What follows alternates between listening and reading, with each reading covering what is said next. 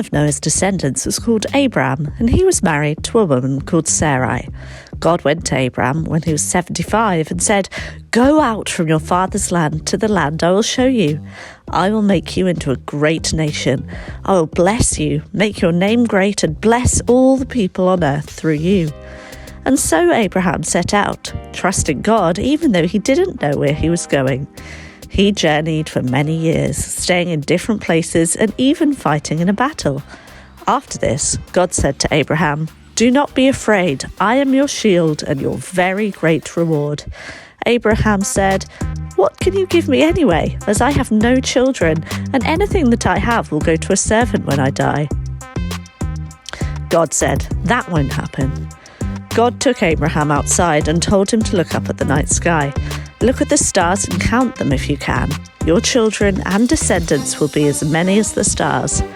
Abraham believed God. God liked that a lot. When Abraham was 99, God came to see him again. He still hadn't had any children with his wife Sarai.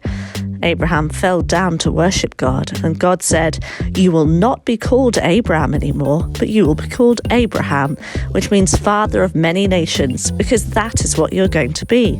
Your wife's name will also change. She'll be called Sarah, which means my princess." God said, "Next year you will have a baby with Sarah, and you'll call him Isaac, and I will establish my promise with him and his children."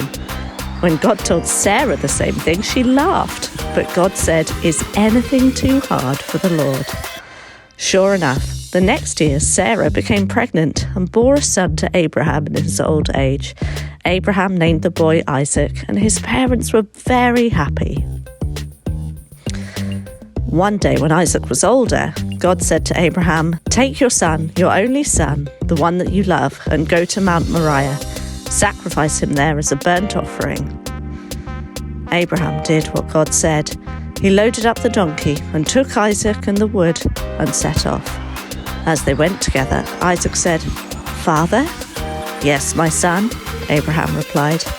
"The fire and the wood are here," Isaac said, "but where is the lamb for the burnt offering?" Abraham answered, "God himself will provide the lamb for the burnt offering, my son." When they reached the right place, Abraham built the altar and arranged the wood. Then he tied up Isaac and laid him on top. He took a knife and reached out to slay his son. But God called out from heaven, "Abraham, Abraham!" "Here I am," he replied. "Do not lay a hand on the boy," God said. "Do not do anything to him.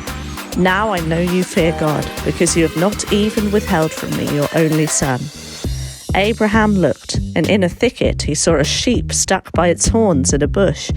Abraham took the ram and sacrificed it instead of his son. God promised to Abraham one more time, "You have not withheld your son from me, and so I will make your descendants as many as the stars, and I will be their God." This is why Abraham's descendants became God's chosen people.